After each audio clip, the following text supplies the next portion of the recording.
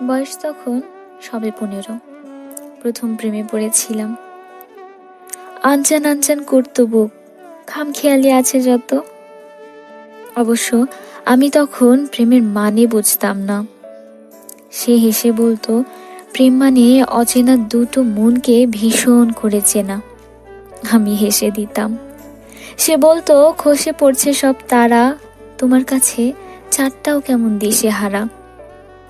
ভারী লজ্জা পেতাম। মানুষটা কেমন করে শ্বাস নিয়ে কথা বলতো, ফোনের এপাশে আমার নিঃশ্বাস কেমন জড়ো হয়ে যেত, যেন হাজার চেষ্টা করে একটি কথাও বলতে পারছি না। আচ্ছা, মানুষটার কণ্ঠে কি ছিল? অমিত? রাত ছিল না, ভোর ছিল না, ছিল না কোনো সন্ধ্যা। শুধু তার কণ্ঠটুকু শুনতেই আমি ব্যাকুল। সুদর্শন নরম তার কণ্ঠ থেকে বেরিয়ে আসা প্রতিটা কথা যেন আমার মনের ভেতরে দোল খেতে থাকত।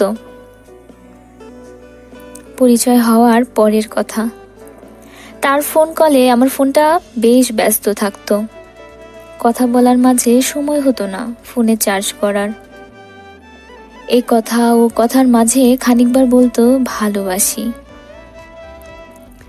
আমার অসুখ করেছে কথাটা শুনলে যেন মানুষটার পাগলামি বেড়ে যেত। ঠিকমতো খেয়েছো? আচ্ছা, ঔষধ খেয়েছো? ডাক্তার দেখিয়েছো? অনিয়ম করো তাই না? ঠিকমতো ঔষধ না খেলে আমি হারিয়ে যাব, দেখো। আচ্ছা ঠিক আছে, আমার বুকে মাথা রাখো। আমি মাথায় হাত বুলিয়ে দিচ্ছি, দেখো একদম ঠিক হয়ে যাবে। সময় কিছু গড়ালো। আমি 16তে পা রেখেছিলাম। অদেখা প্রেম যেন মনে বসত বাড়ি গড়ে নিয়েছিল। নিয়ম করে পড়া? ধুর ছাই। নিয়ম করে তার মুখে ভালোবাসি শব্দটা না শুনলে যেন হৃৎপিণ্ড সহ কেঁপে উঠত পুরো শরীর। অজস্র পানি গড়িয়ে পড়তো চোখ দিয়ে। আচ্ছা, এত পানি ছোট দুটো চোখে কোথায় থাকে? কই, তার চোখে তো কোনোদিন পানি দেখলাম না।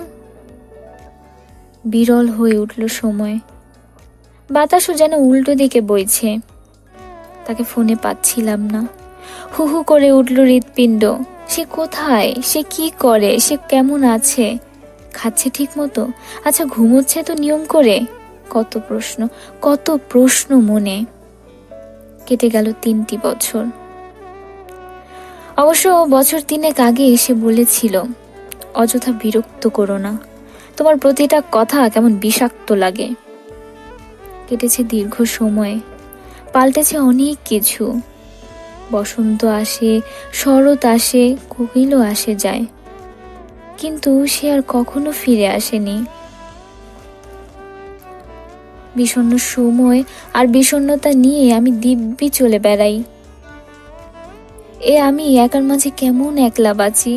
বেশ আছি, তবুও বিষণ্ণ মন বিষণ্ণ ক্ষণে মাঝে মাঝে প্রাণ খুলে চিৎকার করে বলে ওঠে, ভালোবাসি ভালোবাসি ভালোবাসি। আচ্ছা, অদূরে বসে সে কি শুনতে পায় আমার চিৎকার? এ চিৎকার কি তার হৃদয় পর্যন্ত পৌঁছাতে পারে? নাকি আমার এই অদেখা প্রেমের মতো চিৎকারটুকু অদৃশ্য হয়ে বিলীন হয়ে যায় মেঘের মাঝে?